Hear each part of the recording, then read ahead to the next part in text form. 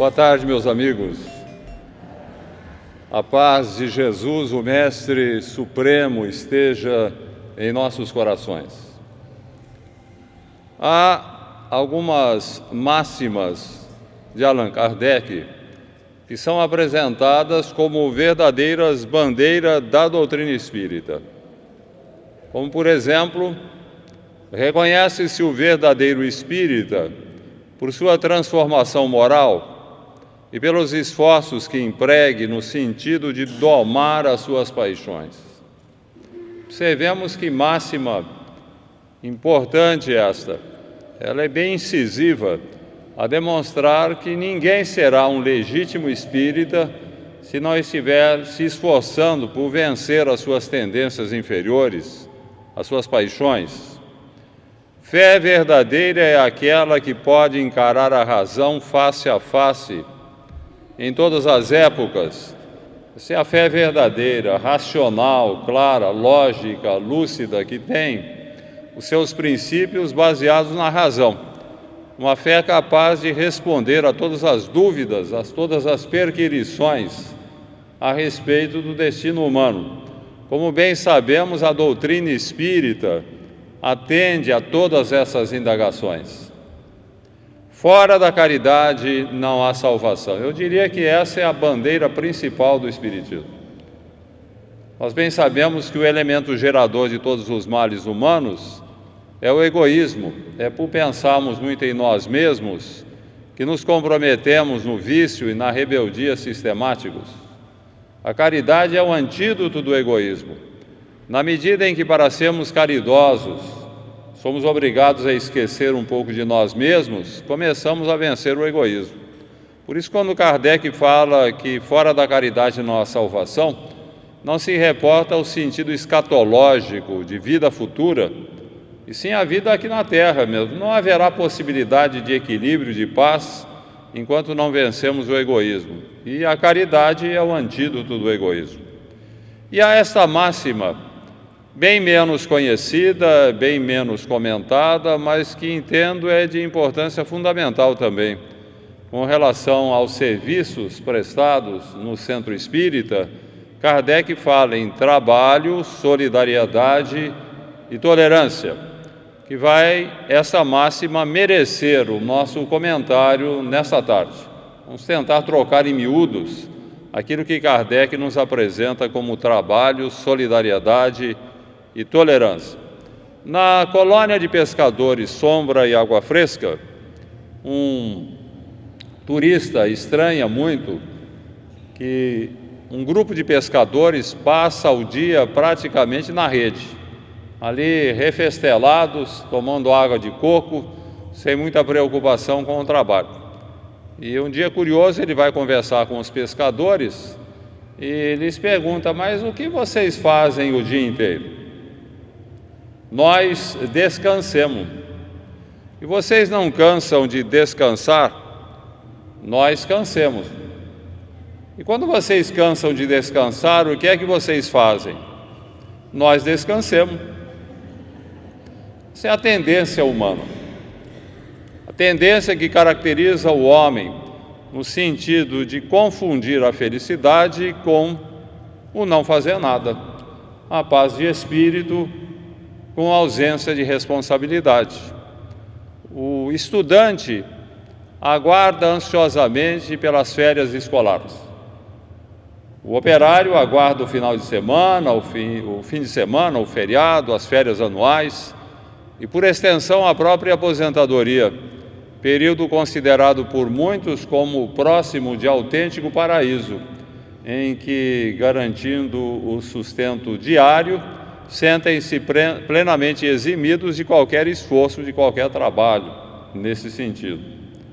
Por estranho pareça, indivíduos há que se multiplicam em afazeres, em serviços, em iniciativas visando alcançar o mais breve possível uma situação econômico-financeira que lhes possibilite a felicidade de não fazer nada. Por paradoxal pareça, a escatologia das religiões ortodoxas nos apresenta o céu como um local de beatitude eterna. onde as almas eleitas se desvanecem no mais absoluto repouso. No universo dinâmico, onde tudo vibra em sinfonia de movimento, trabalho e progresso, desde o verme que nas profundezas do solo fertiliza, aos mundos que se equilibram no espaço, eis o homem situado no mais alto degrau da escala biológica, confundindo a felicidade com o não fazer nada, a paz de espírito com a ausência de responsabilidade. O simples fato desta maneira de ser se constituir numa aberração diante das leis imutáveis de trabalho e progresso que regem o universo, já é uma demonstração de por que o homem não encontra a felicidade. Ele está fora dos ritmos da harmonia universal. Meu Pai trabalha até agora, e eu também. Palavras de Jesus em João, no capítulo 5, versículo 17. Meu Pai trabalha até agora, e eu também. Sendo o universo uma projeção do pensamento de Deus, sustentado pelo pensamento divino, se Deus por um instante sequer cessasse de trabalhar nesse sentido de disciplinar e sustentar o universo, o caos nos ameaçaria. O universo é uma projeção do pensamento divino sustentado por Deus. E Jesus, como governador da Terra, Emmanuel, no livro A Caminho da Luz, nos fala que quando a Terra surgiu há 4 bilhões e 500 milhões de anos, Jesus já era um espírito puro e perfeito. Foi convocado por Deus para ser o nosso governador, com a tarefa de conduzir os espíritos que aqui fariam estágios evolutivos, quais alunos conduzidos ao educandário para determinado aprendizado relacionado com as suas necessidades. Então, tudo no universo é uma sinfonia de movimento, trabalho e progresso. E, de repente, o homem quer ficar parado, ele acha que felicidade é não fazer nada. Ele entende que a paz de espírito está relacionada com a ausência de responsabilidade. Tomás de Aquino, que foi um grande pensador católico, um dos maiores teólogos da cristandade, ele dizia exatamente isso, que tudo no universo é movimento. Desde o verme que nas profundezas do solo fertiliza, aos mundos que se equilibram no espaço. Se tudo é movimento, tem que haver um motor acionando isso tudo. Esse motor seria Deus. Podemos dar o nome que quisermos a Deus, mas tem que haver um motor. Temos que reconhecer que alguém sustenta a própria vida. Ora, Deus trabalha sempre. Jesus, nosso governador, trabalha sempre, como diz em João. E por que nós, que somos filhos de Deus, criados à sua imagem e semelhança, haveríamos de encontrar a felicidade e a paz no não fazer nada, não ter responsabilidade? Alguma coisa está equivocada no comportamento humano, o que faz a infelicidade do homem. Mas, voltando ao texto bíblico, Adão e Eva, a pergunta que se faz: por que Adão e Eva perderam o paraíso? Bem, vamos considerar, antes de mais nada, que nós estamos falando de um simbolismo. Sabemos perfeitamente que Adão e Eva não existiram como figuras humanas, eles são figuras simbólicas, mas é um simbolismo muito precioso. Pergunta-se por que Adão e Eva perderam o paraíso. Desobedeceram a Deus, sim. Eles poderiam ficar no paraíso para sempre, desde que não desobedecessem uma ordem divina. E muita gente pensa que essa desobediência está relacionada com o sexo. Então, muita gente simboliza a maçã como o símbolo do sexo. E que Adão e Eva foram expulsos do paraíso porque eles comeram a maçã ou transaram no paraíso. Então, essa foi a desobediência deles que teria determinado que eles perdessem o paraíso, e com isso houve a queda da natureza humana. Toda a natureza humana teria sido conspurcada pela falha do casal inicial. Mas esta é uma ideia totalmente equivocada, que não tem nada a ver com a realidade. Até porque os teólogos medievais, eles desenvolveram muito esse lado da questão, porque para eles sexo era uma coisa pecaminosa, né? Tão pecaminosa que conceberam que Maria, mãe de Jesus, sendo a mãe de Deus, conforme concebiam, que Deus seria Jesus encarnado, ou que Jesus seria Deus encarnado, e ela, sendo mãe de Deus, não poderia ter passado pelo pecado do sexo para conceber. E daí aquela fantasia toda que nós conhecemos, como se o sexo fosse algo pecaminoso, como se o sexo não fosse um instrumento divino, até para que possamos desenvolver atividades aqui na Terra, como espíritos encarnados. E se há aqueles que fazem mau uso do sexo, nem por isso ele deixa de ter a sua condição divina. Mas o pecado cometido por Adão e Eva não foi esse. No texto bíblico está assim: o Senhor Deus tomou o homem e o pôs no jardim do Éden para o lavrar e o guardar. Ordenou o Senhor Deus ao homem, dizendo: de toda a árvore do jardim comerás livremente, mas da árvore do conhecimento do bem e do mal, dela não comerás, pois no dia em que dela comeres, certamente morrerás.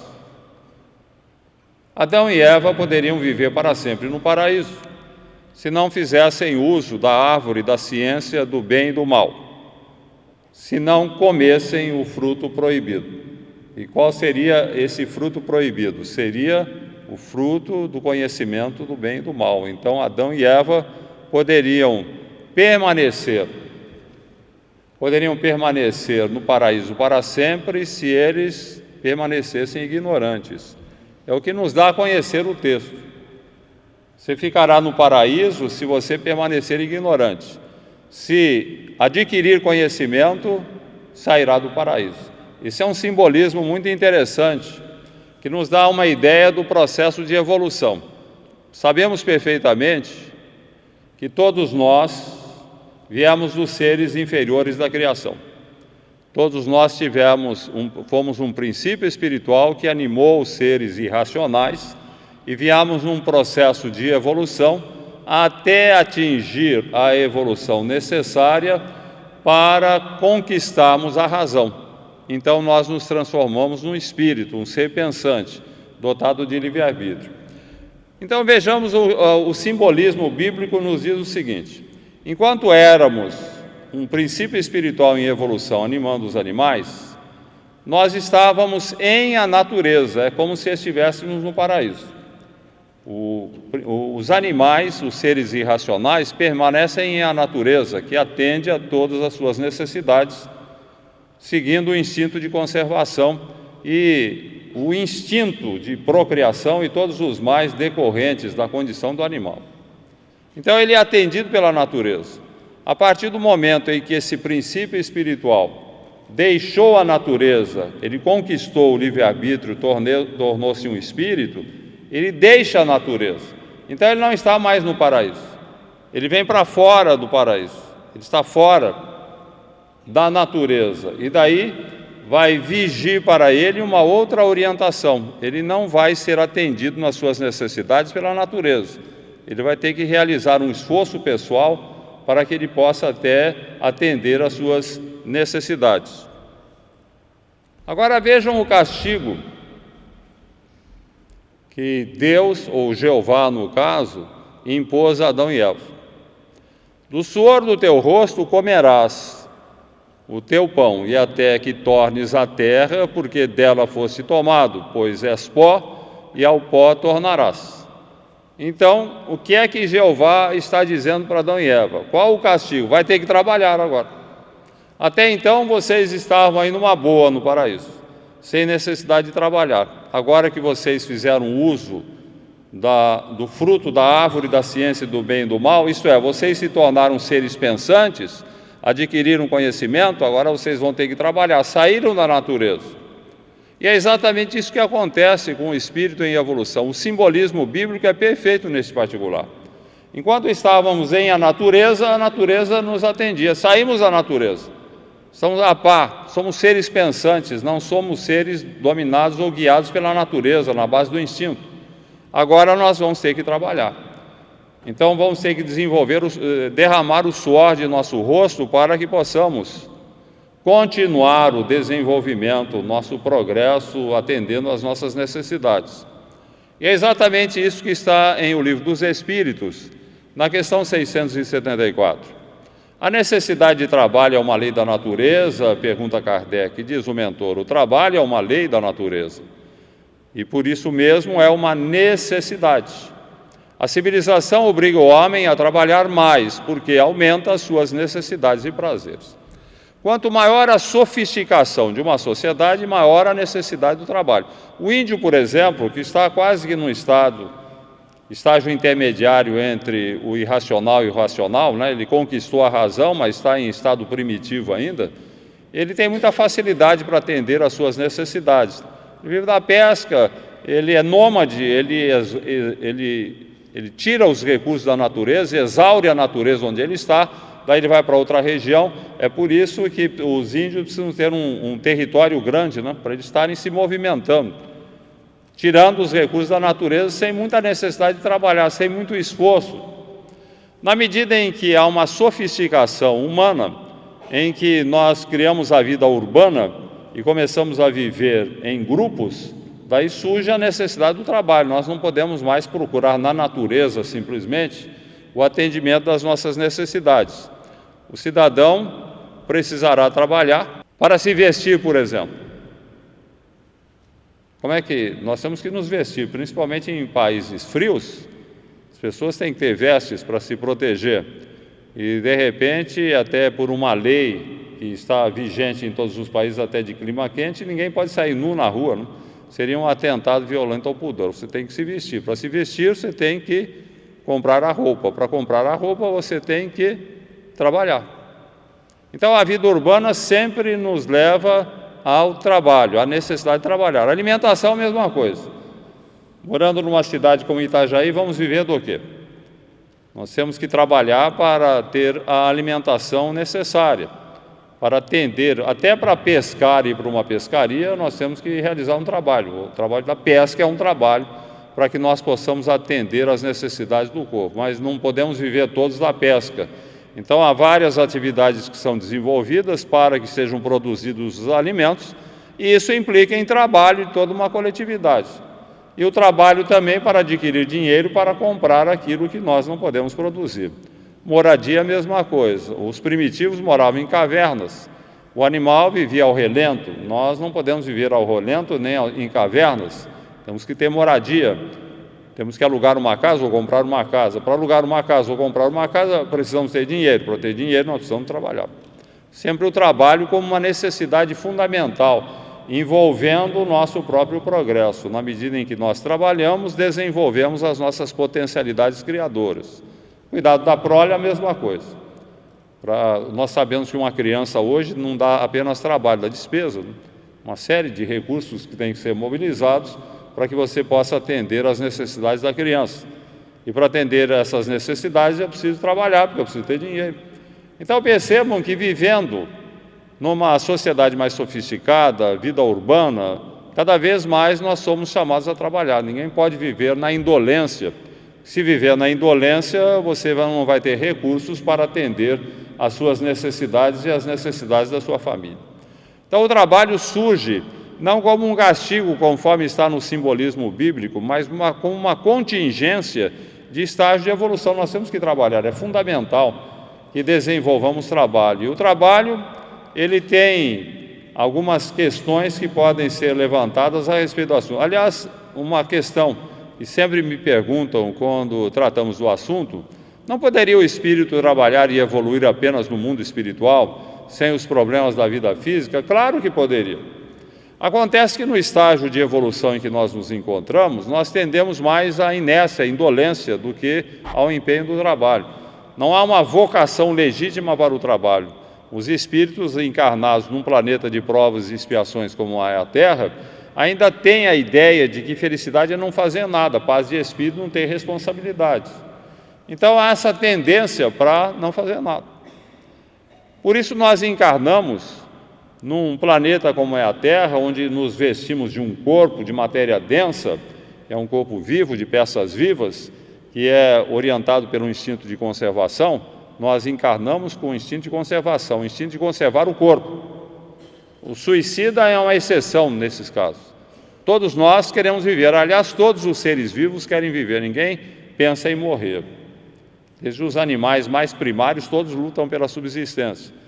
Então, reencarnando, nós somos obrigados a trabalhar para que possamos sustentar o corpo. Se ficarmos apenas no mundo espiritual, no estágio de evolução em que nos encontramos, muitos tenderiam à indolência. Quem está habituado às sessões mediúnicas sabe como é grande, enorme o número, o contingente de espíritos umbralinos adaptados a uma vida miserável no mundo espiritual, em meio às trevas, mas o cidadão adaptado. E lá não precisa trabalhar, porque ele não morre, né? O espírito desencarnado não morre. Ele, mesmo que não se alimente, ele vai existir sempre, e ele acostuma-se à indolência. Então, o que acontece? A espiritualidade promove a sua encarnação. O cidadão é apanhado no umbral, vem ao processo reencarnatório, reveste-se de matéria, matéria que precisa ser alimentada, conduzida, sustentada, e ele é obrigado a trabalhar. Então, a reencarnação acontece como uma necessidade para o estágio em que nos encontramos. Espíritos em altos estágios de evolução não precisam reencarnar. Eles ficam no mundo espiritual apenas. Porque eles já sabem que o trabalho é uma lei natural. Eles continuam trabalhando lá, ninguém precisa impor-lhes o trabalho.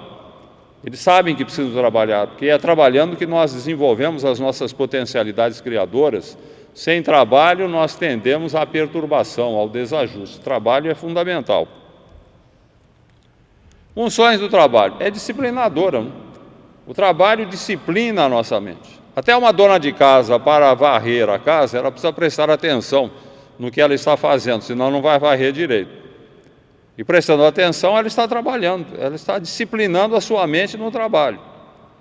Em qualquer tipo de atividade que nós desenvolvamos, é preciso um mínimo de atenção. E quanto mais sofisticada é a atividade, maior o nível de atenção a exigir. Isso disciplina a nossa mente. Porque nós não estamos ainda no estágio de evolução em que nos encontramos, nós estamos muito acostumados a exercitar o pensamento de uma forma produtiva, proveitosa. Nós resvalamos muito para os maus pensamentos, para os pensamentos viciosos. Ainda somos muito orientados por estágios primários de evolução. Então, temos dificuldade para manter o equilíbrio da nossa mente. Como é que eu vou manter o equilíbrio? Como é que eu vou disciplinar a minha mente? Trabalho. Toda vez que eu estou trabalhando, eu estou disciplinando a minha mente.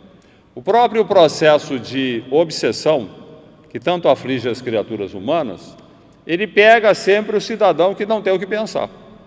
Se ele tem um trabalho disciplinado, se ele tem uma atividade, ele está firme na atividade, durante aquele momento, ou aquelas horas em que ele está desenvolvendo a atividade, que ele está concentrando o seu pensamento no trabalho, o obsessor não o apanha.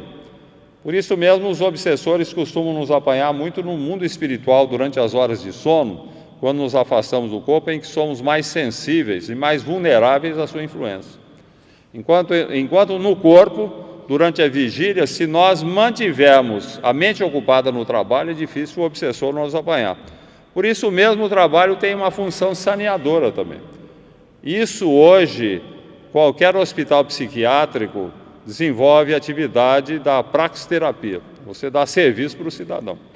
Então é muito comum em hospitais haver aquelas alas lá onde o cidadão vai fazer artesanato, vai desenvolver uma atividade qualquer, vai treinar desenho, enfim, ele vai dar vazão à possibilidade de realizar alguma coisa. E até, não raro, ao seu instinto, ao seu o lado artístico, né, desenvolver esse lado. Porque sabe-se que quando você está trabalhando, você consegue equilibrar melhor a sua mente, superar melhor a tendência para os maus pensamentos, os maus impulsos. Sempre o trabalho tendo a função disciplinadora e saneadora. É de importância fundamental que nós vençamos essa ideia de que você é feliz quando você não faz nada.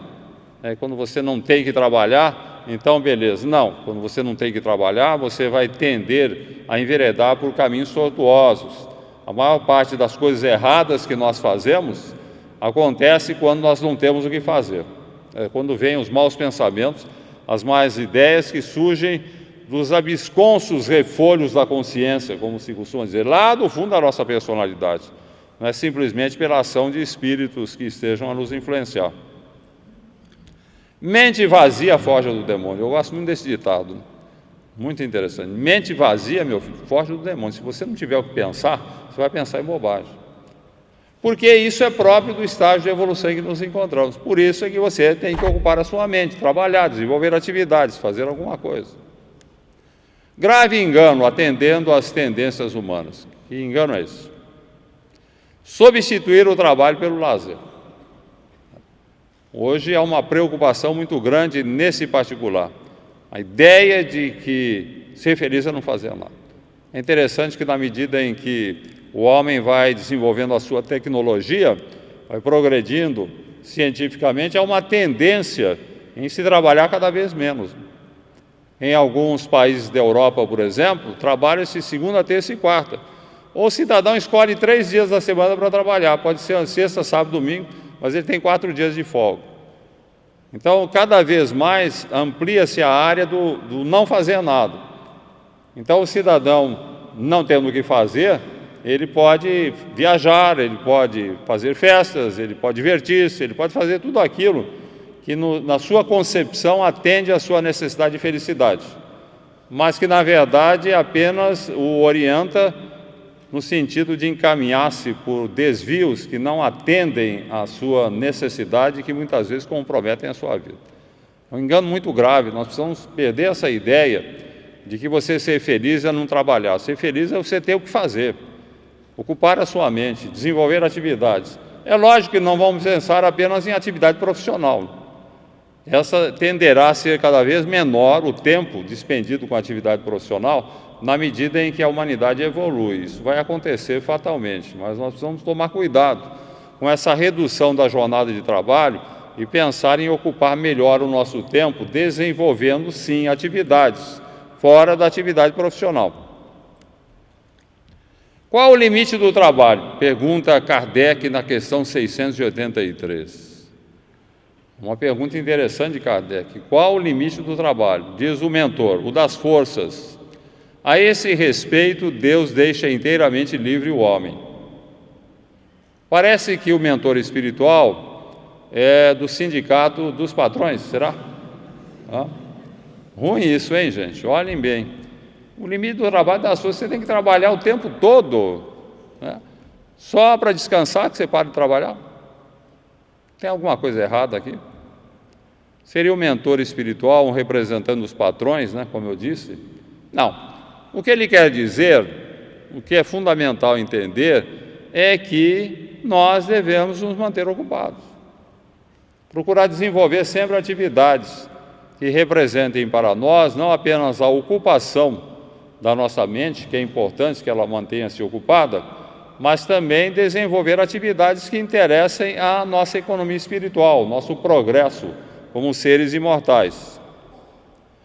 Semana. Vamos considerar o que nós fazemos na semana? Uma semana tem 168 horas. Como é que nós usamos essas 168 horas? Profissão, encargos domésticos, né? Encargos domésticos para quem? Para a dona de casa que fica em casa, ela gastaria quanto? 44 horas, mais ou menos? Seria o período também de uma atividade profissional. Pode ser para mais, pode ser para menos, mas digamos aí 44 horas por semana. Atenções com o lar e a família, né? Atenção do filho, lá, levar o filho na escola, buscar algumas coisas assim. 14 horas, 2 horas por dia, 14 por semana. O repouso noturno. Bom, vamos considerar que todo mundo dorme 8 horas. São 56 horas que a gente vai gastar para repousar, que é uma coisa importante. Alimentação e higiene. Cuidados de alimentação e higiene, 14 horas, 2 horas por dia. Tomar banho, se alimentar, né, satisfazer necessidades. Total, 128 horas. Nós gastamos com essas atividades quase que obrigatórias. Com relação à profissão, se nós tirarmos os aposentados, eles teriam 44 horas a mais. Mas sobram, nessa história, 40 horas. Para o aposentado sobrariam 84. Aí é que entra a coisa. São 48 horas, dá quase que 4 horas por dia. O que é que nós fazemos com essas 4 horas que nos sobram da atividade diária? O que nós fazemos com isso? Esse que é a grande questão. Saber o que fazer com as horas que nos sobram, no sentido de continuar a trabalhar, mas de uma forma produtiva que nos traga realmente bem-estar, alegria, felicidade, considerando que trabalho é uma lei da natureza e que nós não podemos ser felizes se não estivermos ocupando o nosso tempo. Como aproveitar essas 40 ou 44 horas, ou 84 horas para o aposentado? O que a gente vai fazer? Trabalho, observem a máxima de Kardec. Falei até agora do trabalho, mas a solidariedade está na máxima de Kardec. O que é solidariedade? Sentimento de simpatia ou piedade pelos que sofrem. Manifestação desse sentimento com o intuito de confortar ou ajudar. Então Kardec está dizendo o seguinte, que nós devemos trabalhar e dentro do trabalho aquilo que fazemos, onde quer que estejamos, que tenhamos sentimento de simpatia ou piedade pelos que sofrem, que manifestemos esse sentimento com o intuito de sempre confortar e ajudar. Isto é, vamos ocupar o tempo que nos sobra no sentido de fazer alguma coisa pelo semelhante, de uma forma mais efetiva. Embora possamos fazer durante 24 horas, nas 24 horas do dia, fazer alguma coisa pelo próximo. Até quando dormimos, o nosso espírito pode se afastar e trabalhar no mundo espiritual, como sabemos.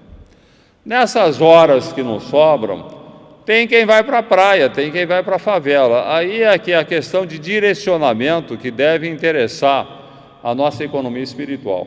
Nada contra quem vai pela praia, uma delícia ir à praia, dar uma caminhada, tomar um banho de mar, ou ir a um cinema, ou ir a uma festa, ou fazer uma viagem, beleza. O grande problema da nossa sociedade, do mundo em que vivemos, é que as pessoas tendem a achar que a felicidade é isso, é ir à praia, é desenvolver outras atividades de lazer, sem considerar a necessidade de ocuparmos pelo menos parte do nosso tempo no sentido de fazer alguma coisa pelo próximo. Eu não posso usar todas as minhas horas livres para me divertir, para espairecer, para horas de lazer. Alguma coisa estará errada na minha vida. Não é pecado ir à praia, não é pecado ir ao cinema, adoro o cinema, ver televisão, mas não seria interessante estabelecermos limites para o desenvolvimento desses lazeres e cuidar de coisas mais importantes? Como, por exemplo, ocupar parte do nosso tempo para ir a uma favela, aqui é apenas um exemplo, vai para uma favela, vai trabalhar, vai atender famílias necessitadas, vai a hospitais, vai visitar enfermos, vai aplicar passes em enfermos, vai desenvolver atividades que visam beneficiar pessoas carentes, e nós as temos aí às pencas em todas as cidades.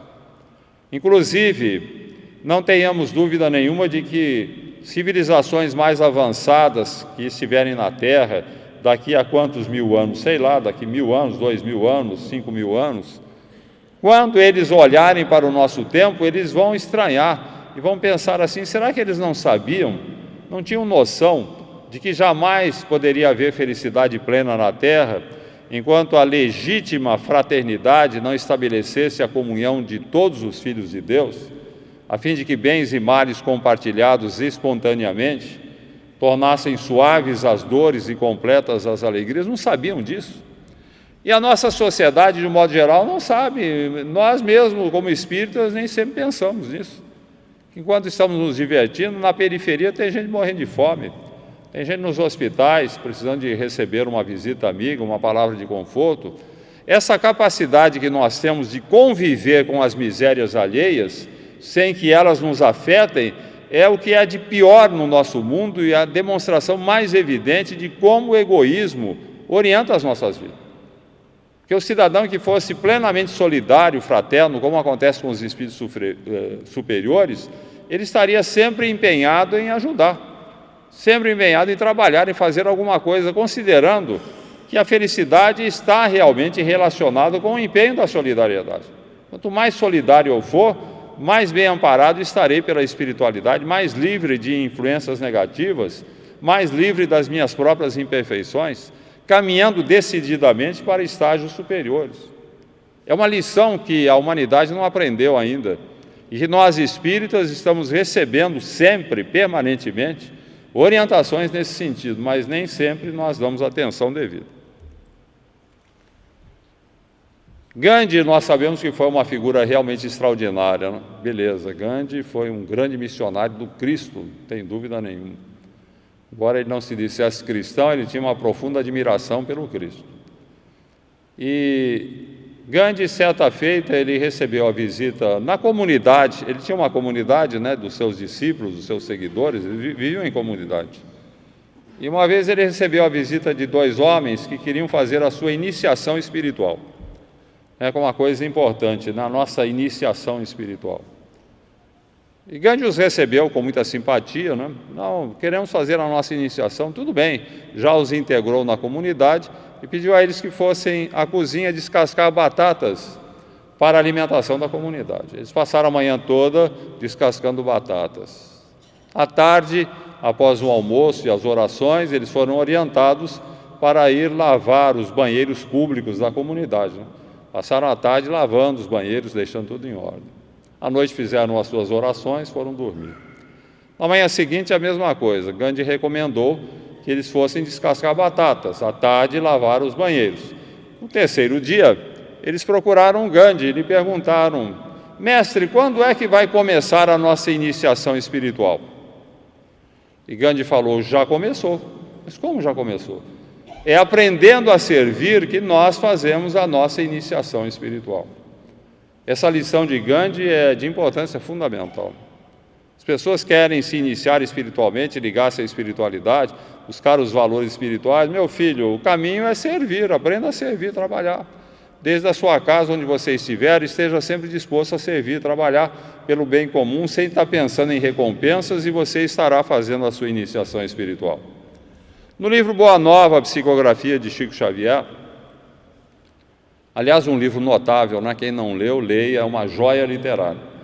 Humberto de Campos faz uma verdadeira historiografia espírita, nos oferecendo subsídios para conhecer melhor o Evangelho e as lições de Jesus. E ali ele conta aquela célebre passagem da chamada Santa Ceia, a última ceia de Jesus com os discípulos, às vésperas do drama do Calvário, e Jesus traçou as derradeiras orientações para os companheiros, e de repente ele ficou em silêncio e começou a observar um zum-zum que estava havendo entre os companheiros.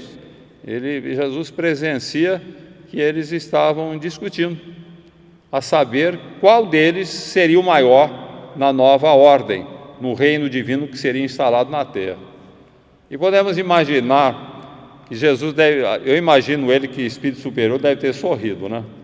Ele deve ter sorrido, ao invés de ficar triste, simplesmente considerando, eles não entenderam nada, né? Ele passou 3 anos ensinando solidariedade, fraternidade, desprendimento, espírito de serviço, e os discípulos agora estavam discutindo qual seria o maior na nova ordem, não tinham entendido absolutamente nada. Então ele decide dar a derradeira lição. Ele ergue-se, cinge-se com uma toalha em torno dos rins, à maneira dos escravos mais humildes a serviço de seus senhores, pega uma tina d'água perfumada e começa a lavar os pés dos discípulos. Era um hábito naquela época, por ocasiões cerimoniosas, os escravos ou servos lavavam os pés dos convidados. E, naturalmente, houve uma reação, né? Como é que Jesus se portava como um mero serviçal? Jesus insistiu e lavou os pés dos discípulos. E depois ele transmitiu o seu ensinamento. Vós me chamais de mestre e senhor. Dizeis bem, porque eu sou. E se eu, senhor e mestre, os lavo os pés, assim deveis fazer uns aos outros, porquanto no reino do bem e da verdade, o maior será aquele que se fizer sinceramente servo de todos. Beleza? O ensinamento de Jesus, né? Está dizendo que o maior será aquele que mais servir. O que vale no mundo espiritual, no chamado reino de Deus, nas esferas mais altas, o que vale é o espírito de serviço. Pode ser a pessoa mais humilde da terra e ser um rico no mundo espiritual, porque foi alguém que se dispôs a servir, a trabalhar, a fazer alguma coisa, desenvolvendo atividades no campo da solidariedade humana, que é o trabalho colocado a serviço do próximo. Se Kardec está dizendo que nós devemos trabalhar sempre, a solidariedade é o trabalho desenvolvido em favor dos semelhantes. Na medida em que as comunidades espíritas vão entendendo isso, vão surgindo serviços assistenciais, promocionais, instalam-se serviços variados. E uma comunidade, quando consegue desenvolver serviço, ela está demonstrando que realmente aprendeu ou está aprendendo a lição da solidariedade. A importância de participar. Nós temos que nos unir, temos que desenvolver atividades. Há 1000 coisas para fazer, há 1000 necessidades a atender, há muita gente precisando de nós na cidade onde moramos. Não temos nenhuma cidade no Brasil que tenha resolvido o problema da miséria, do infortúnio, da necessidade. Todas têm. E nós espíritas estamos sendo orientados pela doutrina. Trabalho, solidariedade. Solidariedade. Solidariedade é o trabalho em ação, fazer alguma coisa, considerando que nós temos horas livres. E quando a pessoa fala que não tem o tempo, esquece-se de que tempo é uma questão de preferência. Você sempre vai achar tempo para fazer alguma coisa no campo do bem, da solidariedade humana. E se você não acha tempo, é porque você não quer fazer, porque quem quer fazer sempre vai achar tempo, isso é fundamental. Grande desafio: conviver. Esse desafio de convivência acontece no lar, na atividade profissional, na vida em sociedade e também dentro do centro espírita. Não tem dúvida nenhuma que nós temos problema de convivência. Muitos companheiros se afastam, muitos grupos se dissolvem, muitas casas espíritas ficam às moscas por desentendimento, por dissensão, por brigas, discussões. Isso infelizmente acontece porque nós somos orientados pelo egoísmo, e onde o egoísmo prevalece não há entendimento, porque cada um puxa a brasa para a sua sardinha. O egoísmo individual projeta-se na consciência dos povos, e nós temos essa loucura que estamos vendo acontecer no Oriente Médio entre palestinos e judeus que não conseguem sentar à mesa de negociação e ficam matando-se uns aos outros. É um negócio inacreditável. Na Síria a mesma coisa, temos sírios, gente da mesma nação, irmãos matando irmãos naquela guerra civil inacreditável em pleno século XXI, onde já morreram mais de 150 mil pessoas. O mesmo acontece no Iraque, acontece no Paquistão, em vários países da Ásia, do Oriente, onde as pessoas não se entendem, não conseguem conviver porque orientadas pelo egoísmo. O desafio é esse: aprender a conviver. Os espíritas costumam se dizer, odeiam-se fraternalmente. É a máxima que se aplica aí. Nós temos que nos amar, temos que cultivar a fraternidade, então nós nos odiamos fraternalmente. E o movimento espírita desenvolve-se não por adição, mas por divisão. O cidadão briga aqui, abre um centro espírita ali. Acho que todo mundo já viu esse filme, né? O cidadão do nosso centro participar, brigou, desentendeu, foi abrir um outro centro. Depois ele briga lá, abre um centro acolá e assim vai indo. Não existe multiplicação, existe divisão, estabelecendo o crescimento do movimento espírita, que é lamentável. No livro O Céu ao Nosso Alcance, onde esse livro é interessante, nós fazemos assim o oposto da orientação de Jesus no Sermão da Montanha.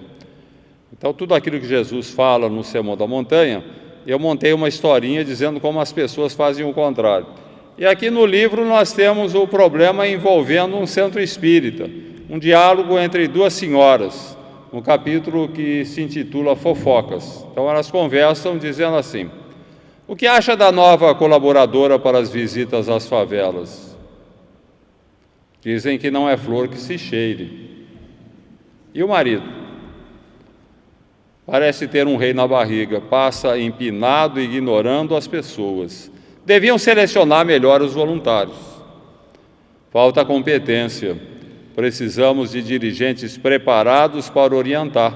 Sai cada bobagem.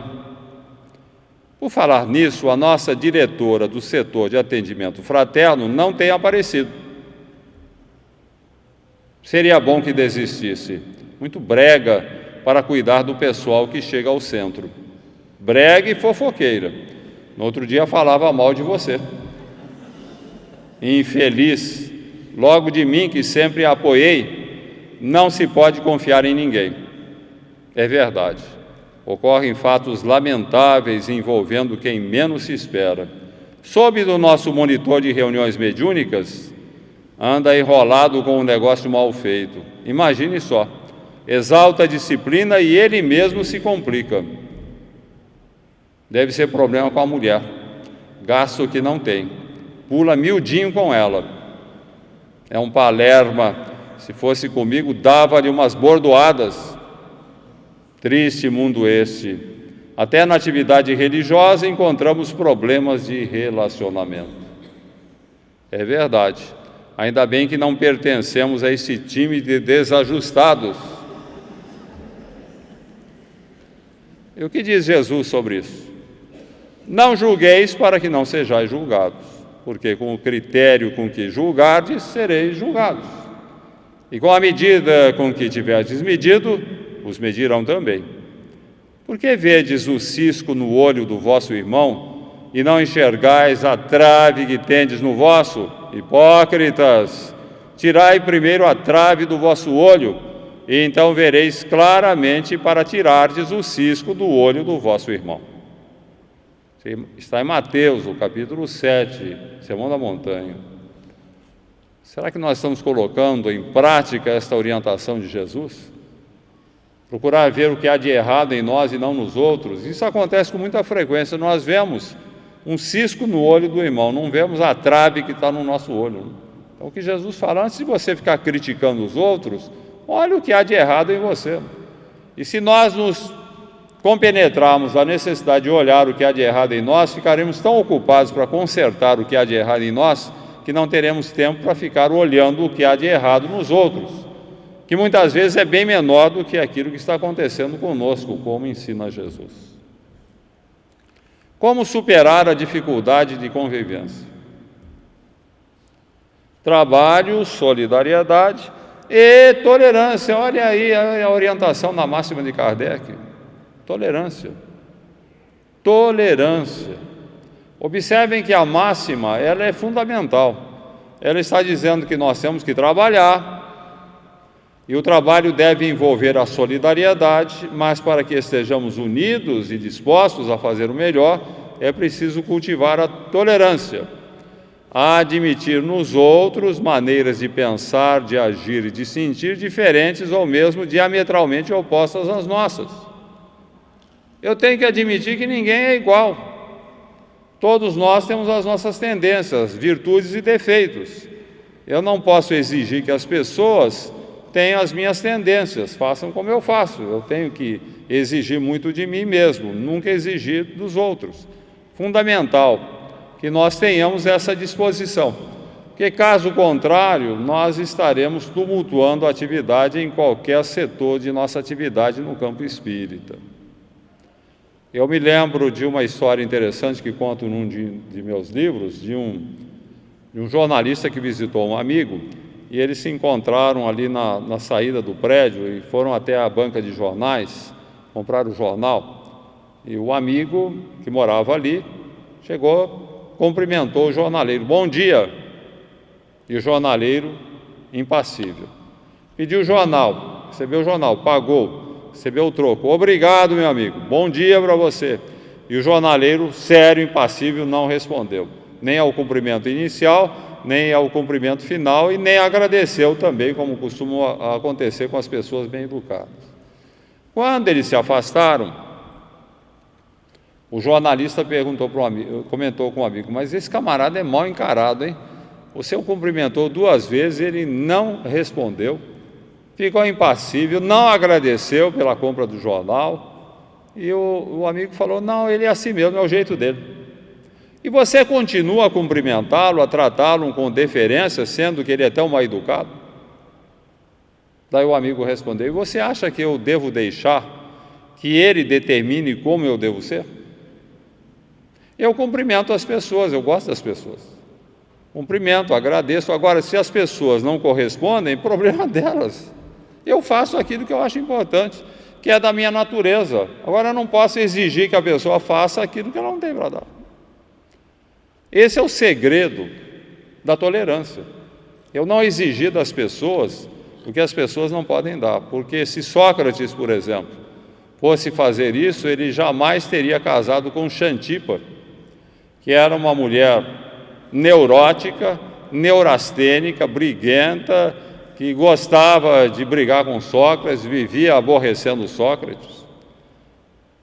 Costuma-se dizer até que Sócrates tinha duas alternativas diante de Xantipa: ou ele a matava ou tornava-se filósofo.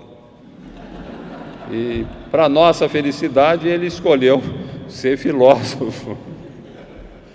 Mas Xantipa não dava sossego para Sócrates. Conta-se que certa feita ele estava com os discípulos, conversando com os discípulos, quando apareceu Xantipa, brava, nervosa, neurótica, como sempre, falou o diabo para Sócrates na frente dos discípulos, e não contente, ela pegou um balde d'água e deu um banho em Sócrates.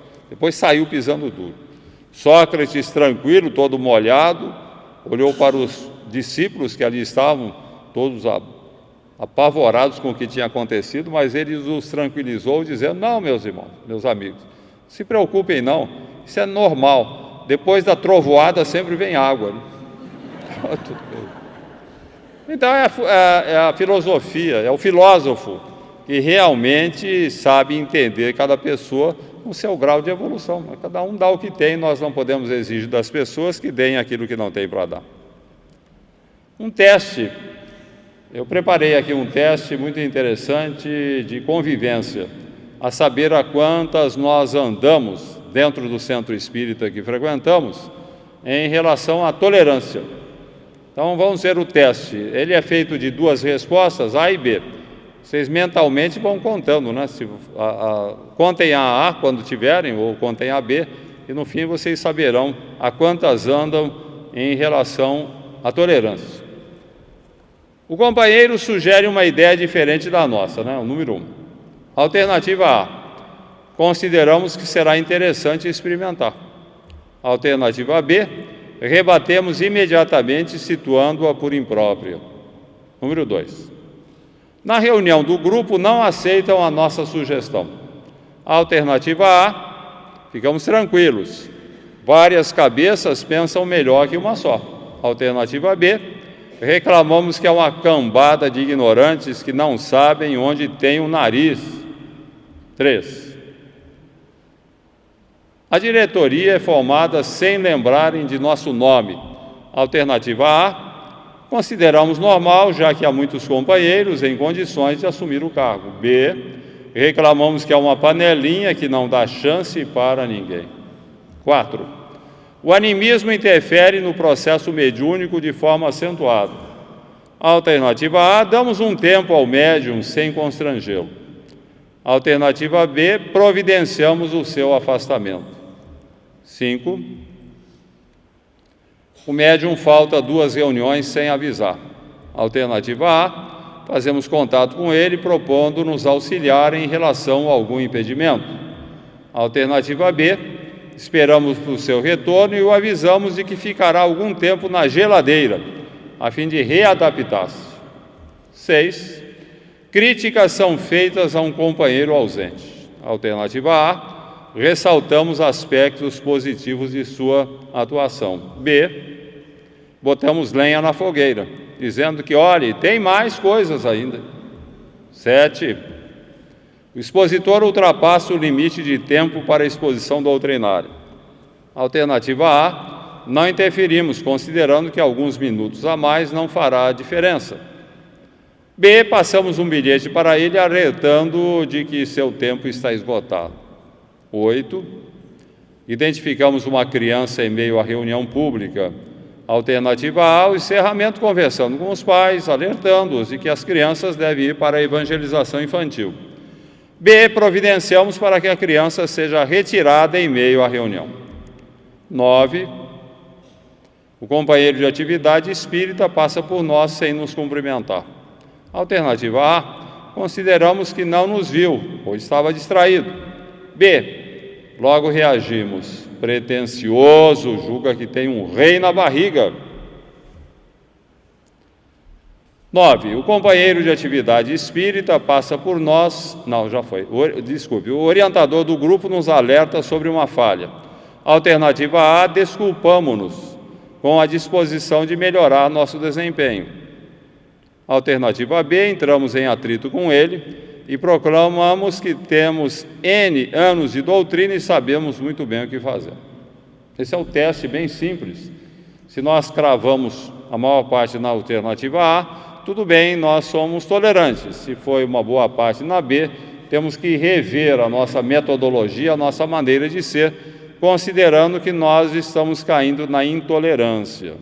Então, observem, meus amigos, que essa máxima de Kardec, que parece assim tão simples, tão destituída assim de um valor maior, ela é das mais importantes e deve ser objeto de nossos estudos nas reuniões de diretoria, nas reuniões públicas, naquilo que fazemos, considerando sempre, desenvolvendo orientações e comentários em torno do trabalho, da solidariedade e da tolerância, que são fundamentais para que tenhamos um bom trabalho no desenvolvimento das nossas atividades no campo espírita.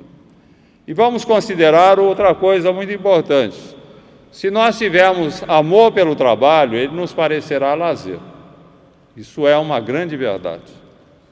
Toda pessoa que fala que não gosta do seu trabalho, que ele é cansativo, seja na atividade profissional, seja no lar, seja no centro espírita, a pessoa está se candidatando à perturbação e vai chegar um momento em que ela não vai conseguir desenvolver atividades.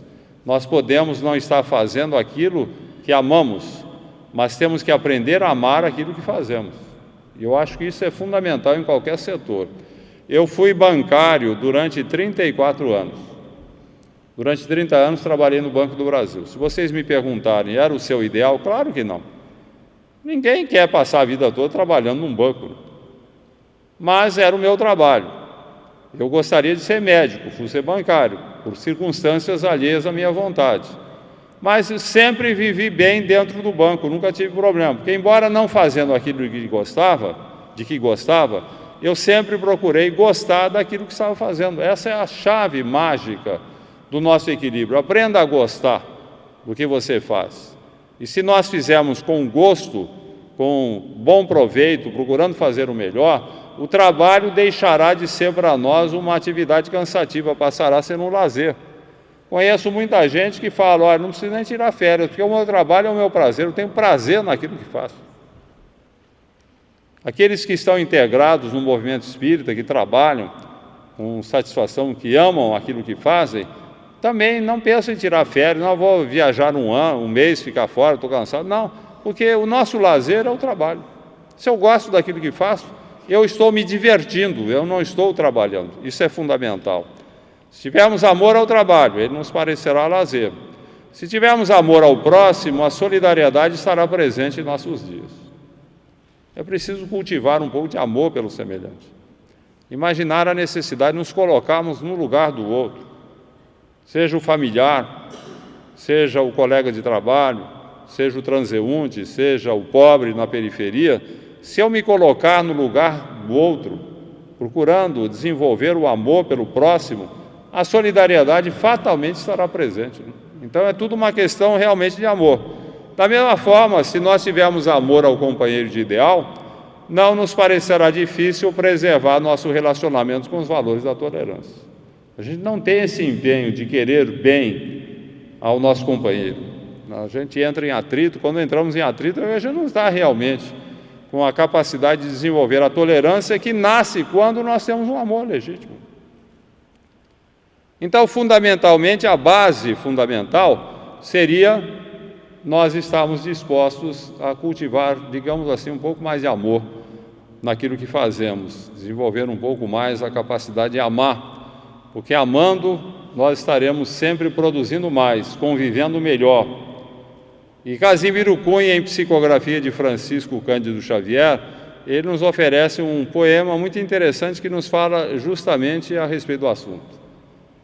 Ele diz assim: rogas à vida o roteiro da esfera superior. E a vida responde sempre: ajuda com mais amor. buscando desse modo o caminho renovador. Em toda dificuldade, ajuda com mais amor. Se esperas pelo futuro como ninho aberto em flor, arando a terra do sonho, ajuda com mais amor.